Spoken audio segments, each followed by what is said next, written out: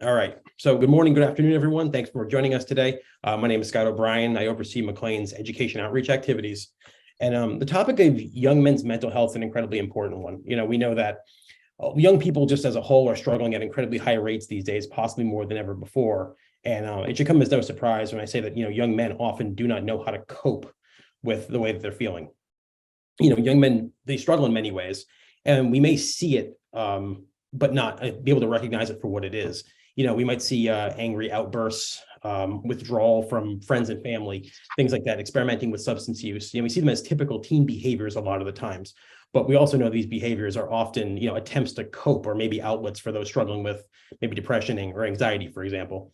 And in many countries around the world, we've created cultures that tell us that in order for all of us to be, real men, we have to, put our heads down and, power through. We've been conditioned to essentially be unhealthy.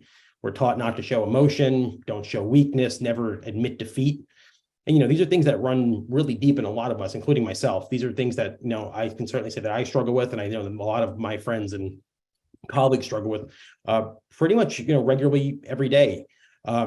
So, I'm glad everyone's here with us today to talk about this topic. It's, it's really important that, parents, educators, providers, everyone fully understand how to help support the young men in your lives and those in your care. They may need your help and not even know it themselves, or even worse, they may really need the help and, be unable to reach out for fear of being considered a, less than or not a man for doing so. So I'm thankful to Dr. Byron Garcia to help, he's here to help us better understand young men's mental health. Dr. Garcia is a child and adolescent psychiatrist who oversees medical care at McLean's 3E's program for young men. So Byron, I can't thank you enough for joining us today. To get us started, would you do it and just talk to us just a little bit about what's important for us all to know about this topic? Yes, thank you very much for the opportunity. I would like to describe a little bit my background. I studied after my medical school a program in pediatrics in New York. However, I was very interested in human behavior and I transferred to Pittsburgh to study child and adolescent psychiatry. I graduated at the University of Pittsburgh 25 years ago, and I have been in the Boston area since I graduated. I have worked in child psychiatry in all of the different levels of care in the community. That would be outpatient, partial programs, some of the CVAD beds, or kind of acute residential, inpatient psychiatry, and now here at McLean, I'm working in a unit dedicated to work with young men and boys with emotional difficulties, depression, anxiety, and emerging personality disorders. We recently became all-inclusive and with more of an inclusive language and tolerance in our unit. So we also admit non-binary patients to our unit. It really seems that there's an increase in the manifestation of psychological issues in the LGBTQ community. And after the pandemic in general, we have seen a tremendous increase, unfortunately, for the need of psychiatric care for children, teenagers, adults, because of course, the pandemic represents a very major struggle to all of us. And of course, isolation, difficulties at work, financial issues, just the concern of health issues, either on our own or family members, bad outcomes, bad experiences, all of that has been accumulating, which has meant almost like a healthcare generalized issue, not only for health, more physical reasons, but also for emotional reasons. Which keep us tremendously busy at all the different levels of care that we provide here at McLean Hospital. Now, as a child adolescent psychiatrist, I think that I could describe some of the challenges that boys and young men have nowadays. I think that the first concept is how important it is to be in school, not only from a learning point of view, but because of socialization. As you know, it's key for human beings to be able to work with other people, to interact with other people in order for us to have a healthy life. And it's usually in middle school when we will start to see the most serious mental health issues in teenagers. Of course, in childhood can also occur, but usually when there is such a strong need to have adequate or appropriate socialization that usually starts taking place in middle school, that's when some of the main problems are manifested. I think that's something that is overlooked sometimes in the community in general, is that many children, many teenagers do have some learning disabilities that could be very specific to the point that they cannot be very obvious to teachers or even during testing. However, they are struggling perhaps with math, perhaps with processing information. And of course, if they are underachieving and they're getting bad grades and the parents tell them about it and the teachers also tell them that the performance is disappointing, over time, that kind of decreases their self-esteem and they can develop one of the most common conditions that we see in child psychiatry for teenagers, and that would be depression. Also, some of the children and teenagers who have difficulties interacting with others and have socialization issues from the beginning, of course, that's a great deal of stress that they have to deal with on a day-to-day basis. If they don't like to be in a group of people, if their communication is inadequate, because in general, teenagers, they kind of click together with people who they relate to. And if they find a teenager who is not up to par with their expectations, they kind of isolate them. And of course, the youngster who is being isolated reacts either by becoming more elusive, more secluded, anxious, or depressed. So that's another very common reason for us to have a consultation, is because of, especially middle school, when boys and girls, of course, for that matter, start struggling with the whole socialization phase. Now, being a child psychiatrist means that I have to dedicate my time to be able to diagnose all of the different conditions, psychiatric conditions that you see in teenagers and young men in this particular case for today's talk. So that means that we have to identify what we call comorbidity, other conditions that take place during adolescent years and for young adults. We get many referrals for young patients who actually have symptoms of autism, and not the complete condition, but more like traits. Usually when the autism is very severe, is diagnosed very early in life, 3-4 years of age. Some of the high-functioning autistic boys and young men, they're able to go under the radar until middle school or high school, and some of their characteristics really gets in their way to be able to function, which are a great deal of difficulty with socializing with others, very poor eye contact, obsessive thinking about very specific things. For example, Japanese anime, they cannot have enough. Thinking about it, reading about it, watching movies, everything related to these Japanese very specific comics, for example. Or it could be also repetitive motions or repetitive behavior. And of course, that is considered odd and very quickly interferes with the capacity to be able to function at school. However, in the general population, what we see the most as being a challenge for teenagers and young adults is substance use. Is very easily, readily available, unfortunately. You know that now the marijuana use is legal, and from there, they can have access, accidentally even, to some other drugs, with some of the most deadly effects from heroin and the fentanyl epidemic. Unfortunately, has penetrated many layers in the Massachusetts society and have created many that have caused many deaths.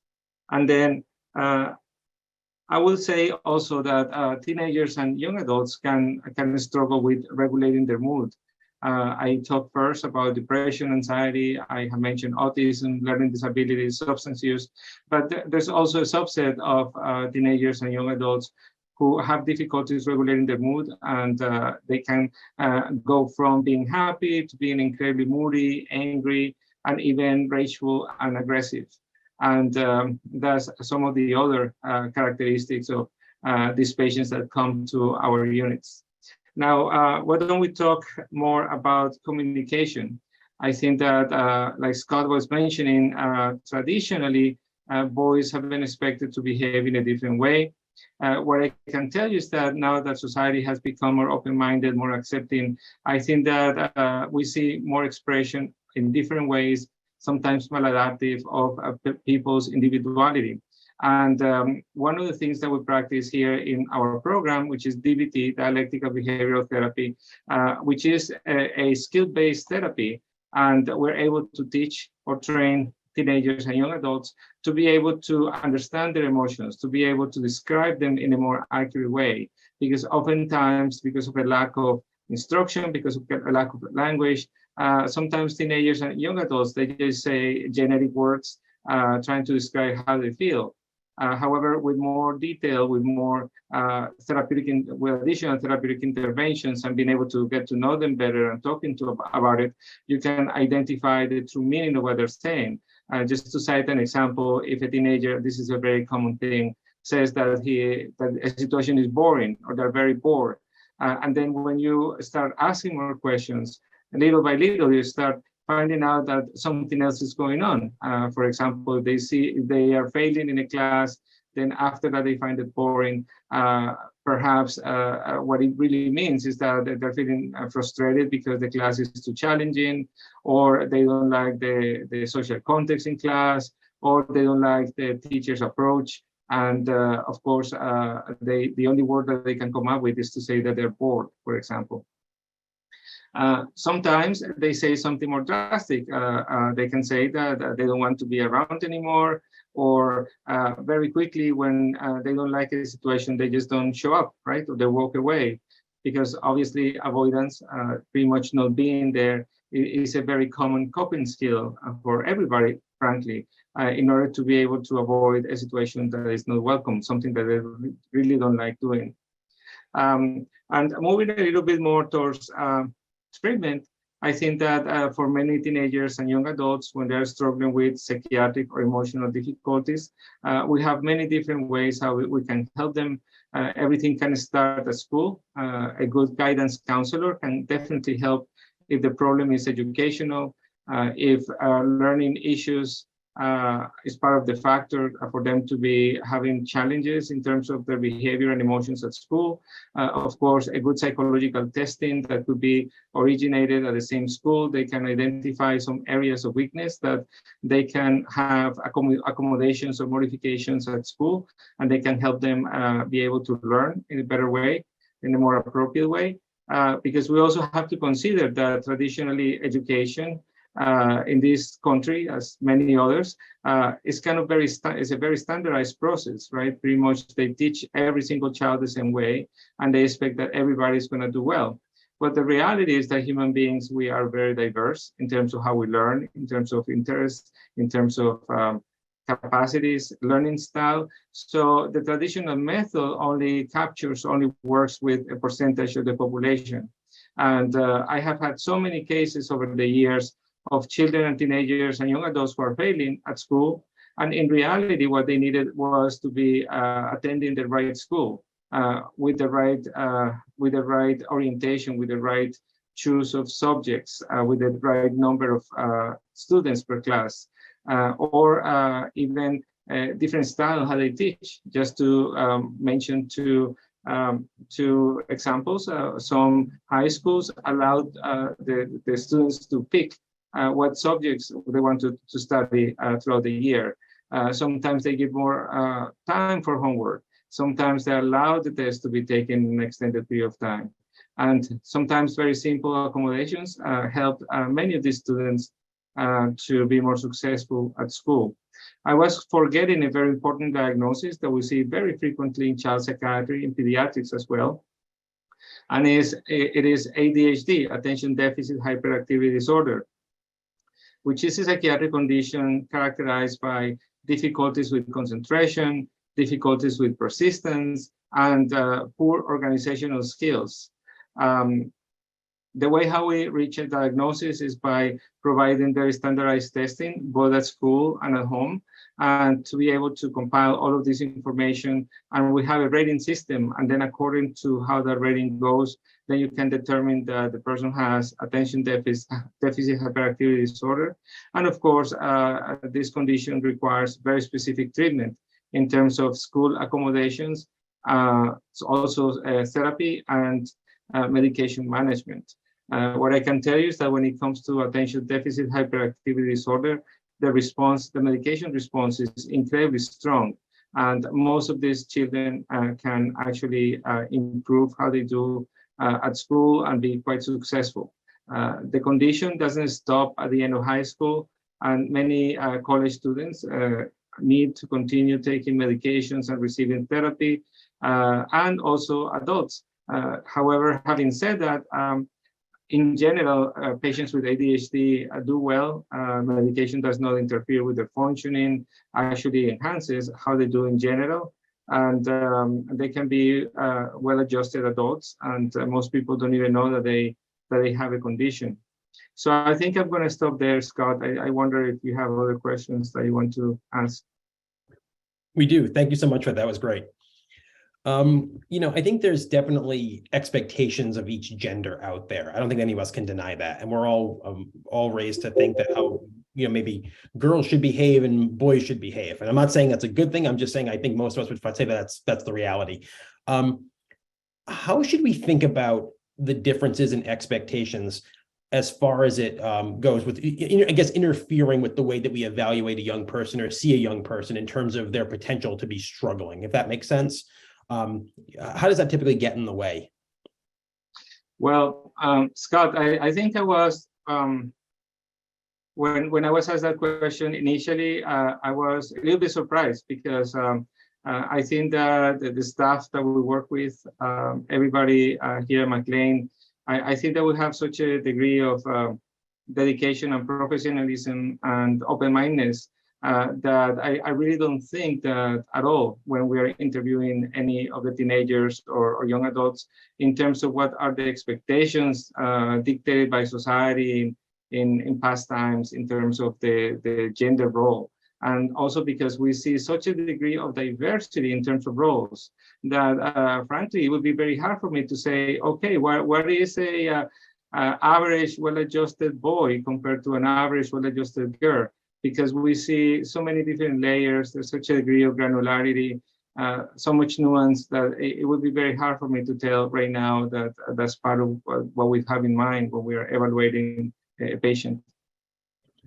How would you say for the lay person, for the average person who sees maybe a young man struggling with anger, something like that, or things that I guess we would typically say, oh, this is typical teen angst, or this is the way young men might normally behave, or we expect this kind of behavior. When can people know that something is typical teen behavior versus it's actually problematic? Thank you. Yes, that's a very good question. I think that the key is functioning. Does the dysregulation in the teenager's mood interfere with how they do at school, with how they do with their classmates or their friends, and how they do at home? If there is a significant change in their functioning, then that degree of emotionality definitely is out of the norm. All of the teenagers by nature are moody. Most teenagers don't want to talk to the parents. But then when the level of anger escalates to yelling, screaming, insulting for hours at a time with property destruction, that's definitely not normative teenage behavior, and it has to be addressed. Now, it is true that most boys and also girls do not know how to express their emotions. And because they don't feel comfortable talking about it, then all of that internal stress comes out in the form of behavior. So the behavior can be externalizing, breaking things, yelling, screaming, behaviors that people do not tolerate, taking the family car, for example, doing imposing things. Some others direct the stress and internal turmoil towards themselves, so they can start presenting self-injurious behaviors, for example, cutting or scratching their arms or their legs. And it can happen both in boys and girls. It is true, we see it more in girls, but we also have boys who self-injure like that. And the other thing is also true. Boys are more likely to be aggressive. However, we also see that type of behavior in girls as well. would you keep speaking just for another minute about this exact topic? I think this is an incredibly important one. You're talking about essentially a lot of these behaviors are essentially because of a lack of being able to cope and also not having the skills or maybe even the language to help understand the way that we're feeling. Yes, I think that many of those behaviors are called maladaptive because obviously they interfere in the regular functioning at home or at school. So the idea is to help them understand where these behaviors are coming from and modify how they conceptualize their frustration and to be able to express through words some of the interior anguish that they have, or sadness, or despair that they might have. And in order to do that, they have to, the current treatment that we have is called skills-based treatment. Dialectical behavioral therapy is one of those forms of skill-based therapy. CBT would be another one, cognitive behavioral therapy. What it is that you teach patients different steps and different skills, how they can control their anger, their sadness, or their anxiety in ways that are more manageable and tolerable, and that help them feel better, and they do not interfere with their day-to-day functioning. Are there behaviors that we, I guess, as a society, that we accept in young women that we don't accept in young men, or the other way around? Are there, I'm wondering about that. Essentially, like, are there those things that we're just kind of conditioned to think are okay for some, but not for all? I have to think about that a little bit more. I guess I was asking for, I'm asking you because I'm thinking about, if you're working with a family, and especially if it's a young man, and you're saying that, like, oh, well, other people in the household exhibit a certain behavior, but it's unacceptable coming from a young man. And that's okay if you want to think about that one. Well, I think that yes, boys are more expected to be aggressive. I think that if a boy doesn't know how to express his emotions, I think that nobody would make much of it because of societal expectations. However, this could be can sound a little bit judgmental as well, and kind of typecasing boys or girls because of the gender. So I think that talking about it feels to me more like just judgments more than facts. For example, thinking that women by nature are more sensitive, right? Well, I have met many women who are not. And I have met many boys who are incredibly sensitive and emotional, and they're able to talk about their emotions without any difficulty. So I think that the lines are getting more blurred. I think that it's more helpful to be able to understand each person individually and to understand where they're coming from, and also to help parents, because it's true, previous generations, they have other assumptions. And that's why when you're trying to help a patient, a teenager or a young adult, especially teenagers, you need to, as far as possible, try to get some buy-in from the parents and to help them learn some of those skills as well, because then they're going to be able to be more supported to their children. In DBT, for example, we talk a lot about validation and invalidation. I think that the previous generation was not a very validating one. For example, if a teenager, boy or a girl, are doing their chores, are doing they're getting good grades, sometimes they don't give any type of praise because they say, oh, that's your job, that's what you should do anyways. Instead of saying, oh, that's great, you really put all of your heart into it, look at what kind of results you got, that's awesome. Sometimes if we parents, many of us, are more oriented in terms of problem solving. So if your sensitive teenager comes home and says, many kids are picking on me, and I'm feeling terrible because they're calling me names, many parents say, you have to take a stand and hit the other boy in the face, right? That would be one very invalidating statement. Or no worries, I'm gonna go tomorrow, I'm gonna talk to a principal, I'm gonna tell them that this is not supposed to happen and we have to fix this. So trying to help sometimes parents can be invalidating because the validation would be to tell the teenager, oh, I'm so sorry you're having such a bad time at school. I can understand why you're feeling so terrible today. I'm so sorry. Why don't we think about something that we can do together so you can feel better?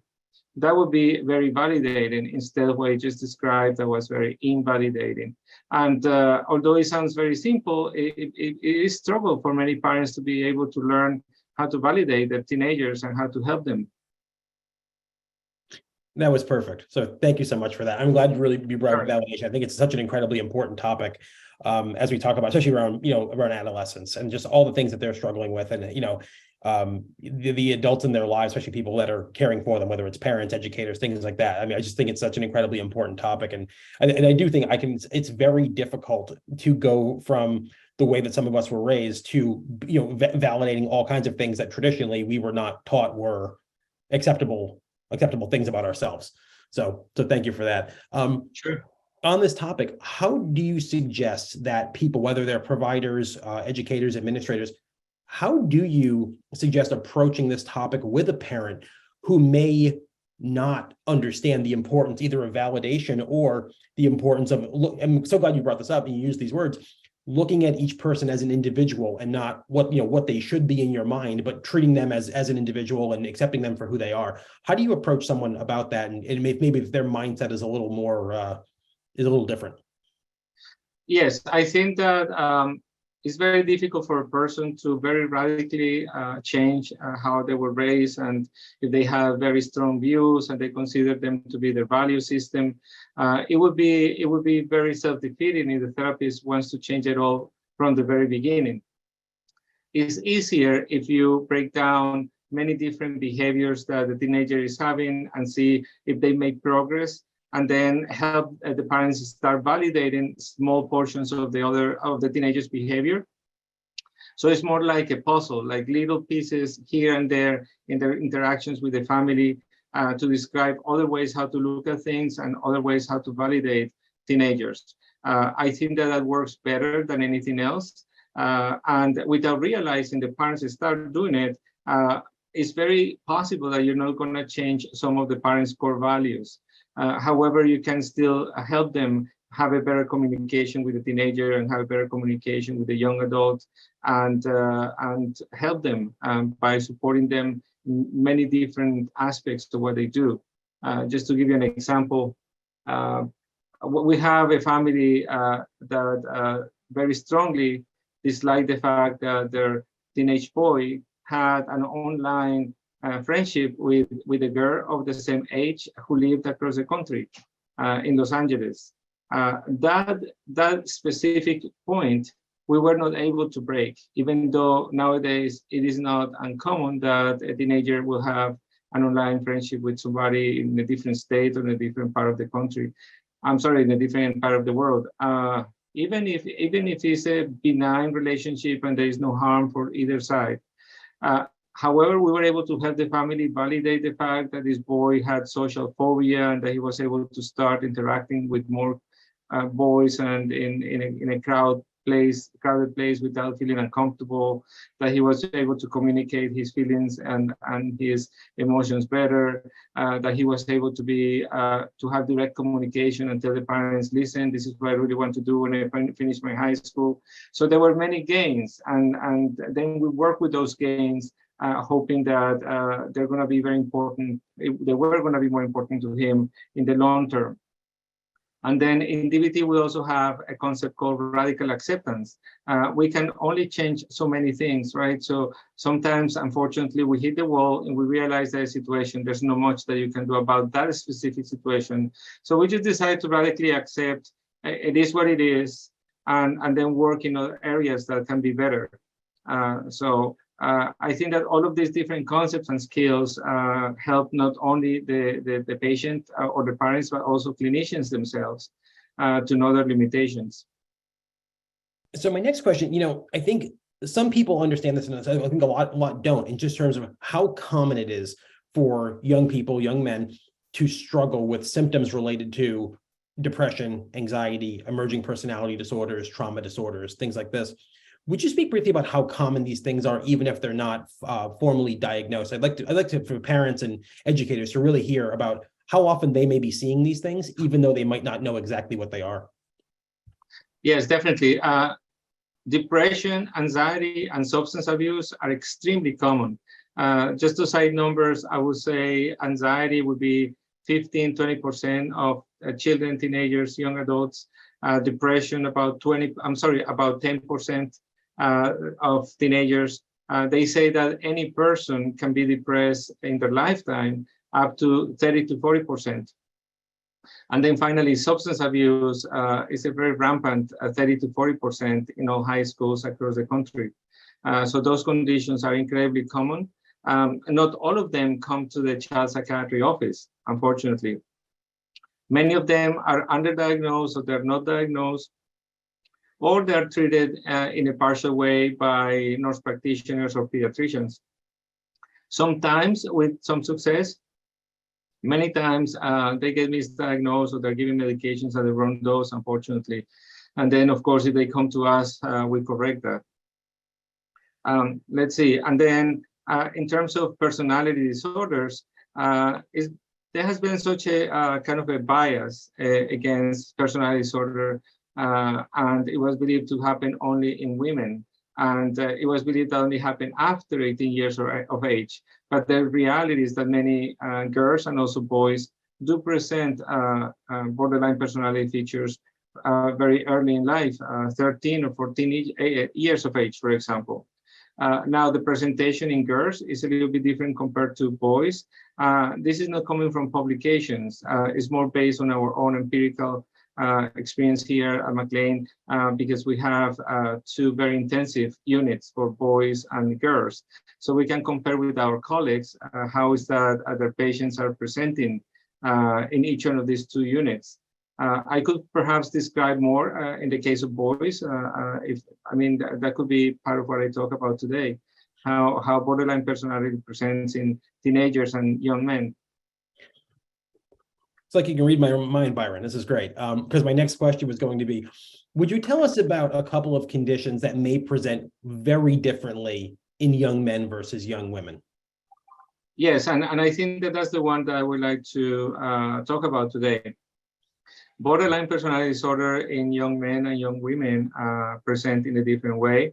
In young women, usually it's very straightforward combination of impulsive behavior, mood dysregulation, self-injurious behaviors, depression, feelings of abandonment, for example, and a great deal of ambivalence between liking a person or disliking a person very, very easily. So those are pretty much like the main characteristics, and in general, that has been kind of the profile that has been described for borderline personality traditionally, historically. They do have some level of comorbidity, so it's not uncommon that they have teenagers, girls and young women who have borderline features, and they also have depression. Sometimes they have a history of trauma, post-traumatic stress disorder, and eating disorders. So that's pretty much the cohort. That's pretty much like the description of this particular condition in women and girls. Now, when it comes to boys, it's very interesting because there's more comorbidity. We don't see the same degree of impulsivity. We do see the mood dysregulation and difficult interpersonal interactions. We don't see as much self-injurious behaviors. We do see kind of chronic suicidal ideation. And I think that the main feature is that we see tremendous amount of comorbidity. We see many children, many boys and young men with attention deficit hyperactivity disorder, with obsessive compulsive disorder, also with autistic behavior, and also with other conditions, some eating disorder as well, and medical conditions. So it's very interesting, a very diverse population in terms of teenage boys and young men that we see here at McLean. What are other really important things for teachers, educators, and parents, the things for them to look out for that signal someone may be seriously struggling? I'm sure there's a lot of those different kind of signs and things we recognize some things, but I'm sure there's other things that you could help us keep in mind from where we're dealing with a young person.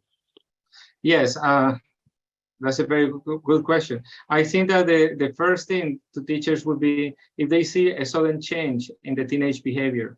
If they were bubbly, upbeat, friendly, involved in many activities, had good grades, and then out of the sudden they don't want to talk to anybody. They're in a corner. They're not looking. They're keeping downcast with the hair over the eyes. That's kind of a classic thing that we see.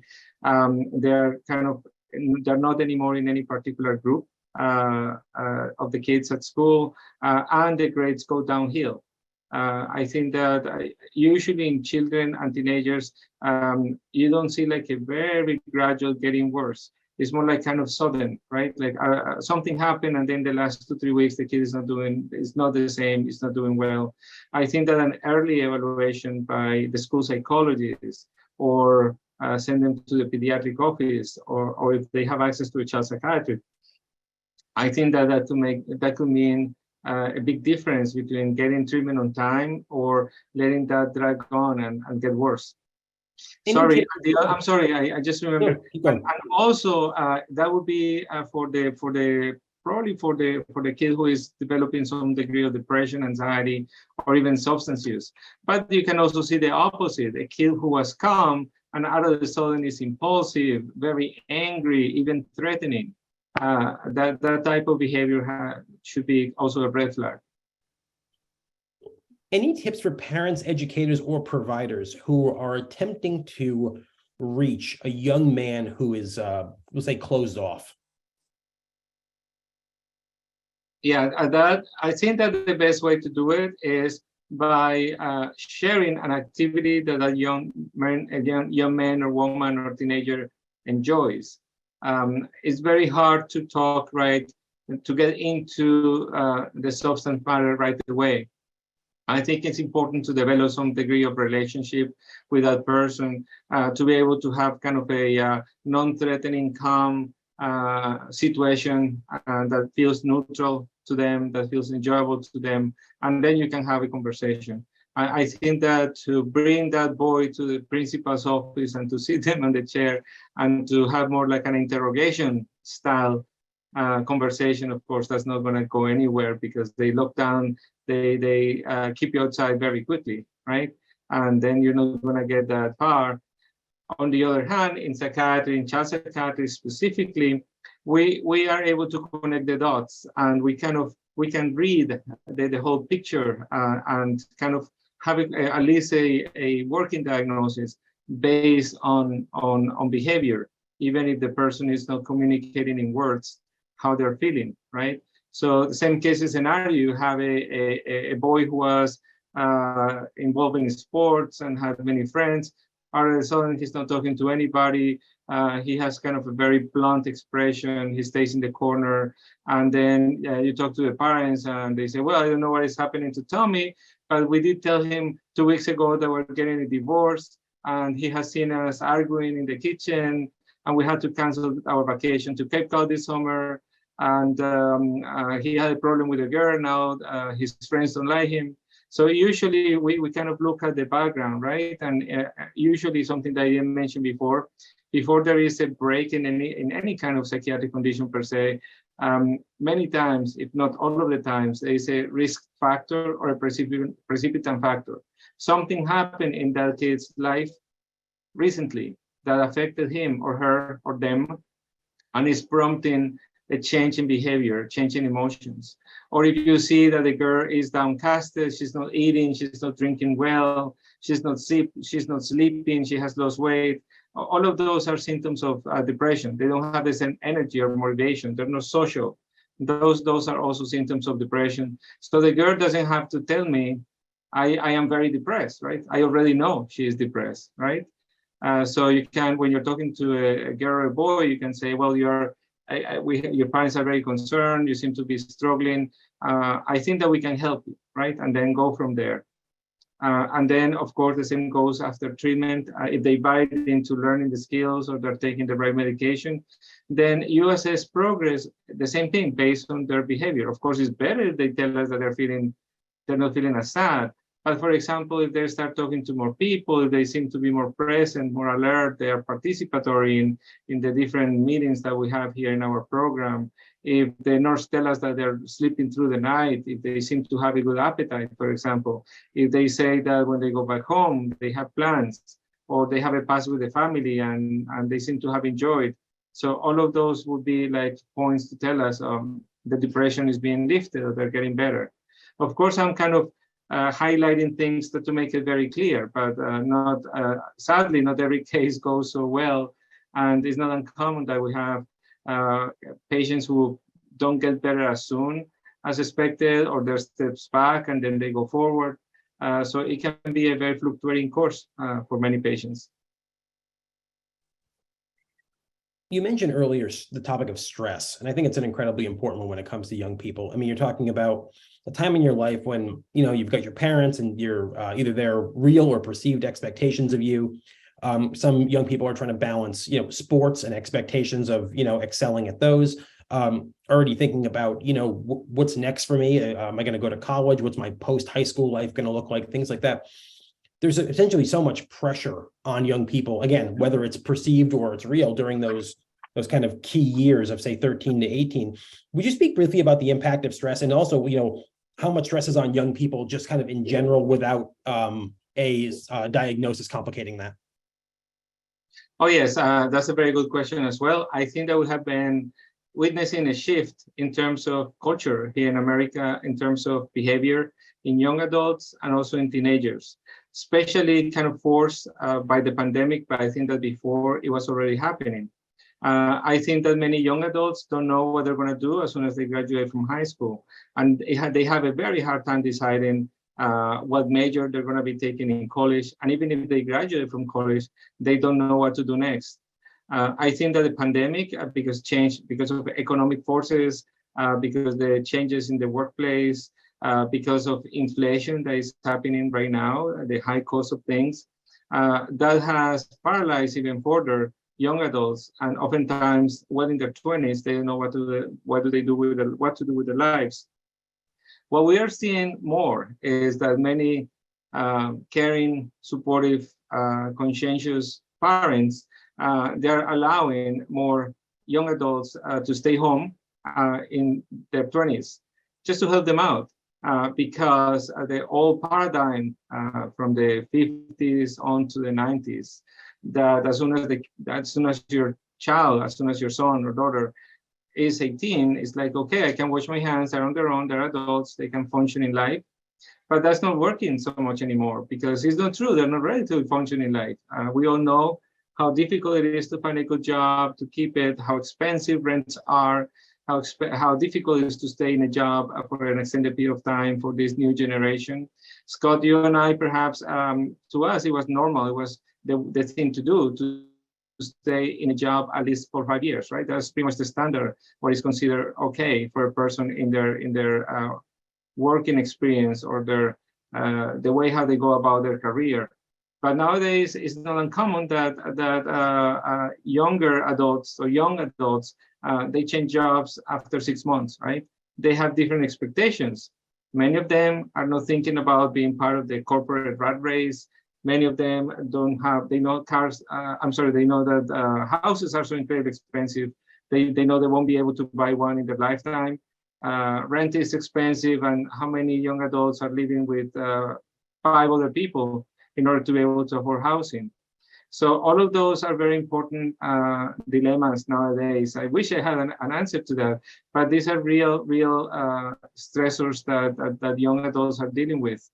What I can tell you is that for many families, especially in our practice, they have been able to go back to the older model where extended family live together, right? Parents and 2 or 3 kids, and everybody contributes and everybody treats themselves respectfully, and they're able to make it work, right? That wouldn't work for everybody, but I think that more families are doing it. Parents with resources, sometimes they have started sponsoring young adults who are struggling, who have mental health issues, and help them with the rent, for example, or pay for additional services so they can have a more structured life. That would be the minority. And the other side of the coin is that, unfortunately, there are many young adults struggling because they don't know what they're doing, where they're going, and they're having difficulties with relationships with others, maybe substance use, and they're barely making it, but they're not receiving help. So that would be the sad part. So I think that we're lucky in Massachusetts because we have better mental health compared to other states, and people who have mental health issues, they can always contact their own health insurers and ask them for referrals, or they can also ask their pediatrician or primary care physician and ask for referrals. So there are many different ways how they can have access to support. That's great. Thanks so much. Somebody wrote in and said, for most families, and of course, due to proximity means access for lots of different reasons, getting to a DBT provider is inaccessible. It's inaccessible just in general. How can folks working in schools and in the community help youth effectively express their emotions? This is a great question, by the way. So thank you, whoever asked this. Well, yes, what I can tell you is that we don't have that in place yet, but I think that would be the way to go. Some of these skill-based therapies can be very costly because unfortunately not all insurances pay or only partially pay for this type of therapy. However, if we were able to work with the school department, if we were able to have many of the teachers learn more about mental health issues in childhood or for the teenage years, they will be able to identify more what children are vulnerable and refer them to a specialist sooner. And also they can learn some of the general CBT or DBT skills and teach them in class. That would be tremendous if part of the youth education includes how to be able to deal with anxiety, for example, because anxiety happens to all of us. How to be able to conduct themselves on a day-to-day basis in terms of the interpersonal interactions with others. How to be able to communicate better with parents. So all of those different skills are learned in DBT, and they're universal. They can be helpful, of course, for teenagers and young men who have mental health issues, but actually they're helpful to the therapists, they're going to be helpful to the teachers, they're helpful in general to every person in terms of how to be able to enjoy their life better. And they're not complex, they're easy to understand. What it takes is for the person to put them into practice, right? Is there anything that you would suggest, even something basic, that someone like myself could essentially use as a skill? For say, I'm working with a young man in some regard, and there's an outburst. Mm-hmm. Is there anything in that moment you would suggest a lay person can do to help that young person kind of put into words how they're feeling, aside from just recognizing it as being an angry outburst? Well, it depends. If the person is having a very intense anger outburst, okay, so let me back up that. In DBT, we believe that there are 3 different ways how we could react given a stressful situation. So the most common thing that people do is to react in an emotional mind.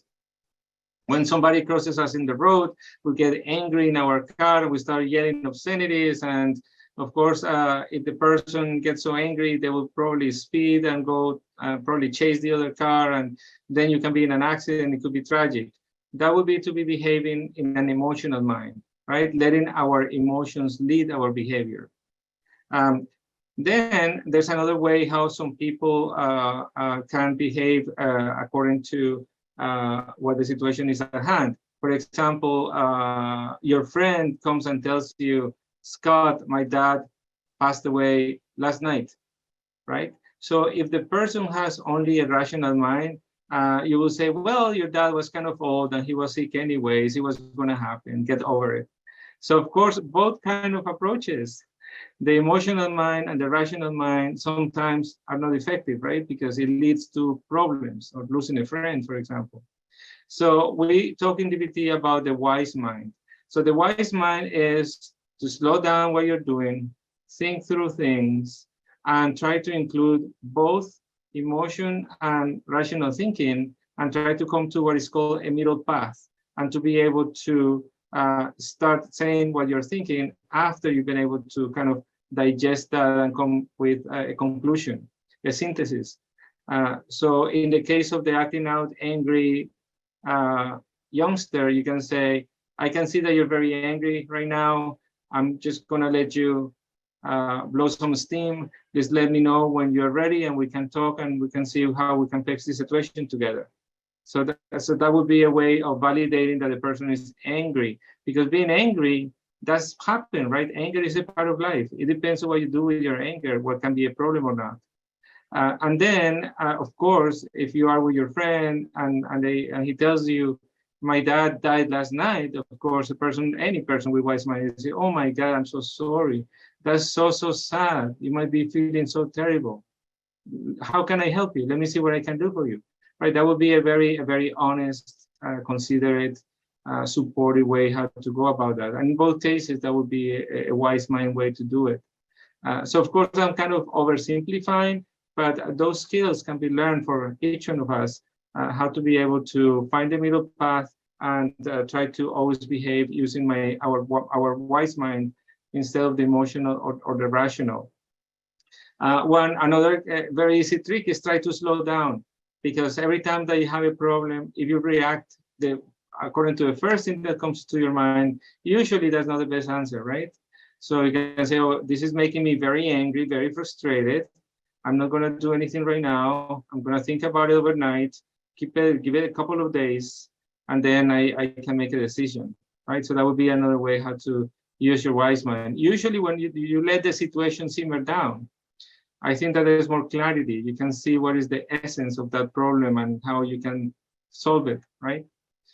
So that would be another DBT's example of how to go about things. And of course, the core of DBT that is called mindfulness. Mindfulness is the capacity to be in the moment. And why is mindfulness helpful? Because when you're able to only concentrate to what is happening in this instant, in this very instant, by nature, biologically, our brain is not able to focus on 2 or 3 things at the same time, right?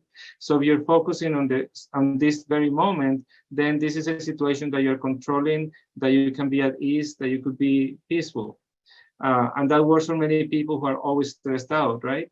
So where does anxiety come from? Anxiety comes from the lack of control of situations in your life, and by anticipating a lot what is going to happen. So the person that is always thinking what is going to happen tomorrow, usually they're going to be anxious. If you don't think about tomorrow, the anxiety is going to decrease tremendously, right? Of course, generalization, it has more detail to it, but I'm just giving just general information. Now, thinking about the past.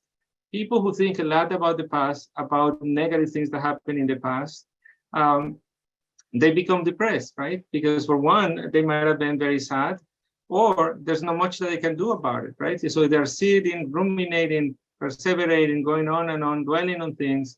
Of course, that's going to increase negative symptoms or depressive symptoms. Again, going back, if you're only thinking the here and now, right this instant, then if you're not thinking about something that happened in the past, then it's not going to hurt you, right? So that would be another way to use mindfulness in an effective way. There are other methods, for example, relaxation techniques that people can learn. They're very easy to learn and they can be very helpful. So like I said, anxiety is very common. And anxiety is actually a protective thing that not only human beings, but also animals develop with evolution because it's protective.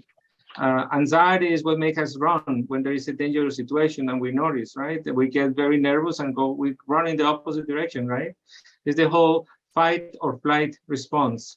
However, when fighting with that response happens in the absence of a serious situation, of course, that's going to make us feel terrible. Those are the episodes of anxiety or even panic attacks.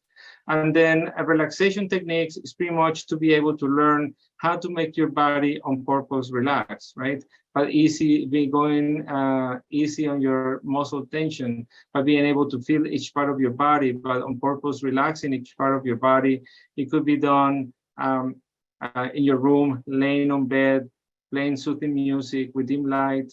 You could even use aromatherapy, and all of that conducive to kind of winding down all of your senses, and then practicing mindfulness during that period of time, feeling your body, each part of your body, making out your muscles heavy, relaxed. That definitely is going to make you in a better mind state, state of mind compared to the rest of the day if you had a very tough day. So that would be an easy method to be able to help your mental well-being that you can do on your own. If there's one thing I hope everyone takes away from today, I hope it is slow down. As soon as you said it and you said the first thing to come out of our mouths during these situations is usually not the best thing to put out there. I think that's one of the lessons I've had to learn the hard way over the course of my life, is that my gut reaction is very rarely helpful. And for all of us to kind of consider what we're about to do, if we're going to, we all want the best for the people in our lives, but at the same time, we also want to be careful what we're doing in that moment, not to escalate things or make things more challenging for ourselves and also for the person that we're working with. On that note, I want to thank Dr. Garcia so much for joining us today. I think this has been a great session. I also want to thank the audience for being with us today. I really appreciate everyone being here and wanting to be better for the young men in our lives. That'll do it. This concludes today's session. Dr. Garcia, thank you again so much for being with us. Thank you very much for the opportunity. Bye-bye now.